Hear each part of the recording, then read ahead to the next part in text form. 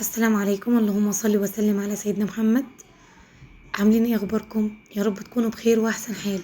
لو اول مره تشوفيني معاكي رشا صوتي، يا ريت تشتركي في القناه وتفعلي زر الجرس عشان يوصلك كل جديد من التجديد والروتين مع بعض. ان شاء الله لو انتي اول مره تتبسطي معانا، ولو في اي حاجه عايزين تكتبها لي في الكومنتات، بالنسبه للبيت عندي او الشقه عندي حاجه عايزين نغيرها، يا ريت تكتبولي عشان احسكم كده انكم معايا يعني. احنا النهارده في اوضه الاطفال زي ما انتوا شايفين. في اوضه الاطفال دي عباره عن كركبه كلها بتاعه البيت بتتحط في اوضه الاطفال، كل حاجه مش متنضفه. اوضه الاطفال دي يعتبر جنب باب الشقه على طول، فاحنا على طول استهلاكنا اوضه الاطفال دي. اللي داخل على طول من عند الباب يدخل على الاوضه على طول.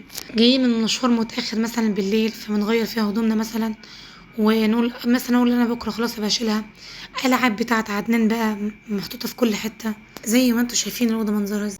قلت بقى تعالى مع بعض نرتب الاوضه بطريقه بسيطه ونلم الهدوم مع بعض ونرصها بشكل منظم لحد بقى ما ننفض ونرتب وننضف ونمسح، وكمان نمسح المرايات عشان الاوضه تبقى كده منوره وتدينا طاقه ايجابيه. تعالوا مع بعض نشارك الروتين سوا. وزي ما انتوا كده كنتوا شايفين معايا، انا بدأت كان عندي غسيل كتير في الباسكت، فاخدته ورحت طبقت كل حاجة ورجعتها في الدولاب. انا اسفة على المنظر اللي انتوا شايفينه ده، كوتشيات كانت قديمة عندي وفي حاجات بستخدمها وحاجات ما بستخدمهاش، فبدأت افرز كل حاجة اشوف اللي ينفع يتلبس والحاجات اللي متتلبس وابدأ المها في الكيس معاكم واتصرف فيها يعني. فدي كانت جزامة، انا كنت عاملاها جزامة، هي مش جزامة، هي كانت الاول تربو بتاع البصل والثوم والبطاطس. فانا طبعا عشان انا ده زياده عندي التربو ده، فانا اخدته وحولته لجزامه ان انا مش محتاجاه يعني.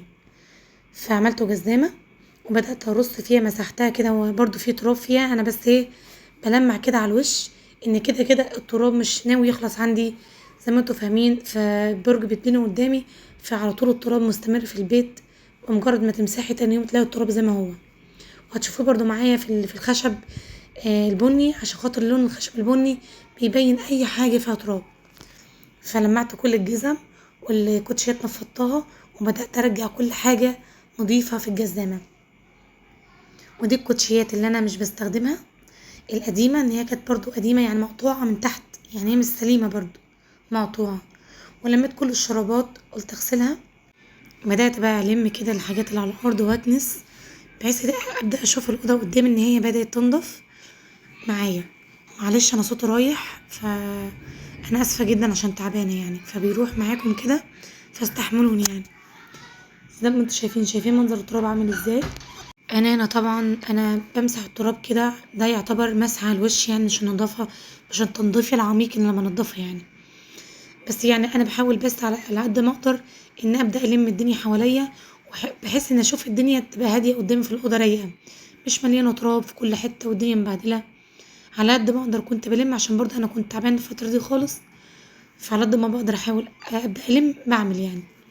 وبعد كده لميت كل الزباله اللي عندي في الارض وحطيتها في الكيس. تعالوا مع بعض نشوف الحاجات المنتجات اللي احنا جايبينها ونمسح ونشوف الدنيا عامله ازاي، وهعمل لكم ريفيو عن كل حاجه انا جايباها. هنمسح ونشوف مع بعض.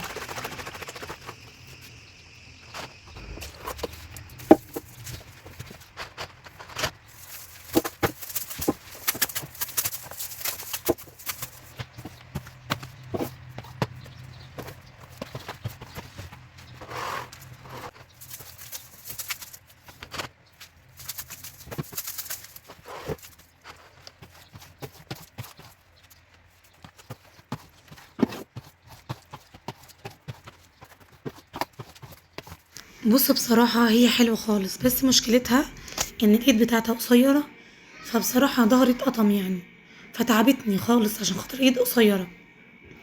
بس هي كويسه يعني حلوه. تعالوا مع بعض نشوف بقى المساحة.